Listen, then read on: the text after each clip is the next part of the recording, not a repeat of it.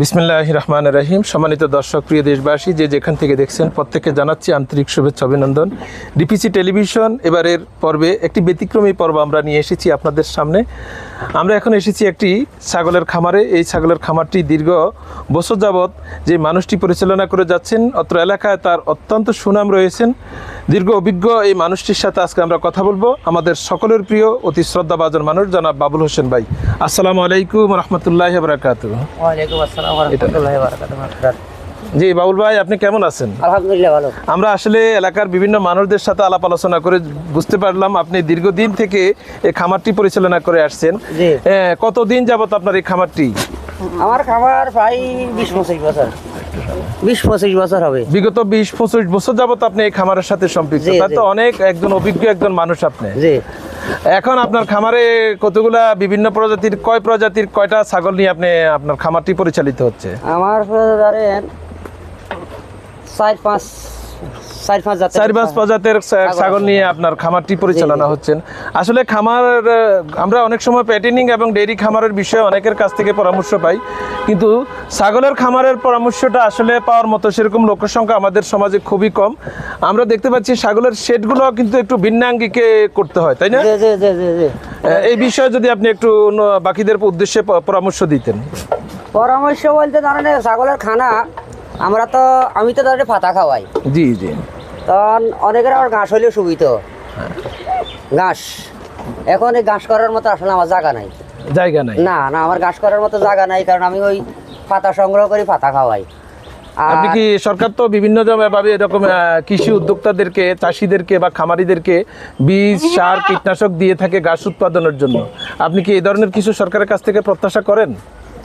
প্রত্যাশা করলে আমরা পাই না তো, আমরা প্রত্যাশা করলে ওগুলো পাই না তো। আর সার বীজ বাদ দেন, ধরেন মনে করেন ছাগলের একটা রোগ হয়েছে, সরকারিভাবে তো আমরা ন্যূনতম কোনো চিকিৎসাটুকুও পান না? সহযোগিতা পাই না। সরকারি ডাক্তার আছে, ওই প্রাইভেটভাবে আনলে ভালো চিকিৎসা পায়, কিন্তু কিনা ডাক্তারের কাছে গেলে অবহেলিত, হাসপাতাল গেলে অবহেলিত। আসলে ওইভাবে সরকারি ডাক্তার আমাদের গ্রামের অঞ্চলের মানুষ ওইভাবে আসলে আমাদেরকে চিকিৎসা দেয় না। না না না। যাক, আপনার এই খামার ব্যবসা আসলে আমাদের দেশের অনেক তরুণরা করতে চায়। সেই ক্ষেত্রে খামার ব্যবসাটা কি আপনার দীর্ঘদিনের অভিজ্ঞতার আলোকে মনে করেন এটি একটি লাভজনক ব্যবসা?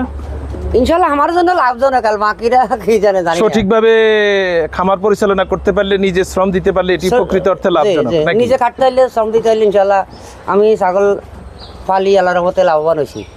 যাক আলহামদুলিল্লাহ। আমাদের দেশে অনেক তরুণরা আছেন, প্রবাস থেকে প্রবাসীরা আছেন। অনেকে যদি এই ধরনের খামার করতে চায়, বাংলাদেশের যে কোনো প্রান্ত থেকে যদি আপনার সাথে যোগাযোগ করে কিংবা প্রবাস থেকে যোগাযোগ করে, তাহলে আপনি কি আপনার খামার থেকে বিভিন্ন প্রজাতির ছাগল দিয়ে বা শেড করার পদ্ধতি দিয়ে আপনি কি তাদেরকে নানা রকম পরামর্শ দিবেন? ইনশাল্লাহ দিব। যেমন রাখালিয়া এক লোক বিদেশে তো নাই, আমার তো ছাগল কিনে নিছে, এমন ফোনে আল্লাহ আলাপ করতে আছে, সবসময় পরামর্শ দিতেছি।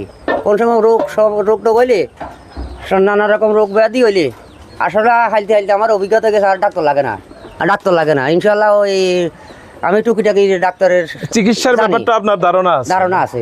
আমার ডাক্তার লাগে না, আমি টুকিটাকি রোগ ব্যাধি হইলে নিজে চিকিৎসা নিজে করি। ওই ভাইও আমার তো ছাগল নিচে যে, তাহলে আমি ওই ফোনে কই দিয়ে এই ওষুধ খাবার ইনশাল্লাহ ভালো হবে। ওই আমার সররুইতে, দক্ষিণ সররুইতে একটা আছে, উনি আমার থেকে পরামর্শ নেয়। আমাদের অনেক সময় খামারিদেরকে সরকার বিভিন্ন রকম প্রণোদনা দিয়ে থাকে। বড় ধরনের যদি আপনি এরকম লোন পেয়ে থাকেন সহজলভ্যে, সেক্ষেত্রে কি আপনার খামার আরো বড় আকারের করার, সম্প্রসারণ করার খেয়াল আপনি রাখেন? খামার বড় ইনশাল্লাহ হইতেছে, যেমন 2টা দিয়ে শুরু করছি। জি জি। 70-75টা লাগাত হয়েছে আমার। আপনার শুরুর গল্পটা একটু আপনি দর্শকের উদ্দেশ্যে বলেন। ধরেন আমি দিন মজুরা ছিলাম, ফার্নিচার মিস্ত্রি আছিলাম, কাজ করি আব্দুর রহমান পাটোয়ারি ভাইয়ের মসজিদে কাজ করি। আমি একসাথে 13,000 টাকা পাইছি। আমি ওই একসাথে 13,000 টাকার লগে আরো 700 টাকা দিই 2টা বকরি কিনছি। এই 2টা বকরি আল্লাহর রহমতে 1-1.5 মাস গেছে। আরে সেই থেকে আপনার পথ চলা আজকের এই অবস্থা ইনশাল্লাহ। আমি প্রত্যেক বছরে 2-4 লাখ টাকা ছাগল বিক্রি করি আল্লাহর রহমতে। আলহামদুলিল্লাহ। আপনি এখন যদি প্রবাস থেকে বা দেশের কোনো জেলা থেকে যদি কোনো ভাই বন্ধু আপনার সাথে যোগাযোগ করতে চায়, তাহলে কোন ঠিকানায়, কোন নাম্বারে যোগাযোগ করবে একটু দর্শকের উদ্দেশ্যে আপনি বলেন। 01824828253 এই নাম্বারে আপনার সাথে যোগাযোগ করবে। আপনার ঠিকানাটা বলেন। আমার ঠিকানা হলো 4 নং সররুইতা ইউনিয়ন 3 নং ওয়ার্ড, মোজানন্দী বকুলতলা। এই ঠিকানায় আসলে এই আপনাকে ঠিকানায় পেয়ে আসলেই যাবে আমার এবং পাইবো। এই নাম্বারে আপনার সাথে যোগাযোগ করলে সরাসরি আপনাকে পাবে। সরাসরি পাবে। প্রিয় তারপর বিশেষ দর্শক- করে বিকেলবেলা আমারে হলে পাইবো, সকালবেলা পাইতো না, কারণ আমি সকালে ওই ছাগলের খাদ্য সংগ্রহের জন্য বাইরে যাই।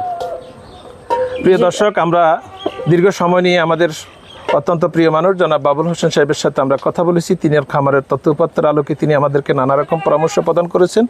আমাদেরকে জনাব বাবুল সাহেব যেমনটি জানিয়েছেন, আজ থেকে 20 বছর পূর্বে তিনি 2টি ছাগল নিয়ে তিনি এই খামারের পদযাত্রা শুরু করেন। আজকের সময় পর পথ পরিক্রমায় তিনি আসলে অসংখ্য ছাগল নিয়ে এই খামারটি সাজিয়েছেন। যদি আমি আপনাদেরকে তার শেডটি দেখানোর চেষ্টা করি তাহলে দেখতে পাবেন এই সুন্দর পরিবেশে উনি অত্যন্ত সুনামের সাথে ইনি এই খামারটি পরিচালনা করে যাচ্ছেন। প্রবাস এবং দেশ থেকে বিভিন্ন মানুষজন তারা ওনার পরামর্শ নিয়ে অনেকে খামার সাজিয়েছেন। এখনও যারা দেশ এবং বিদেশ থেকে এই ধরনের খামার করার ইচ্ছা পোষণ করেন, আপনার স্ক্রিনে দেওয়া নাম্বার এবং ঠিকানায় আমাদের সবার প্রিয় জনাব খামারি বাবুল ভাইয়ের সাথে আপনারা যোগাযোগ করবেন। আবার ওই- যোগাযোগের মাধ্যমে তিনি আপনাদেরকে সঠিক পরামর্শ ঘাস অথবা খের খাওয়াইলে এরকম না গাবলা লাগবো, এটাও দেখাই দিই। জি দর্শকের উদ্দেশ্যে এটাও দেখাই দিই যে ঘাস অথবা যদি খের খাওয়া জি এই রকমের গাবলা লাগবো। যাক, অত্যন্ত সুন্দরভাবে তিনি দেখিয়েছেন। আমি প্রত্যাশা রাখি তিনি আপনাদেরকে সরেজমিনে গিয়েও এই ধরনের শেড বা খামার করার তিনি সঠিক পরামর্শ দিবেন। ইনশাল্লাহ পরামর্শ দিব। আজকের এই পর্ব থেকে আমরা টিপিসি টেলিভিশন ওনাকে অত্যন্ত আন্তরিকভাবে ধন্যবাদ জানিয়ে বিদায় নিচ্ছি। আসসালামু আলাইকুম রহমতুল্লাহ।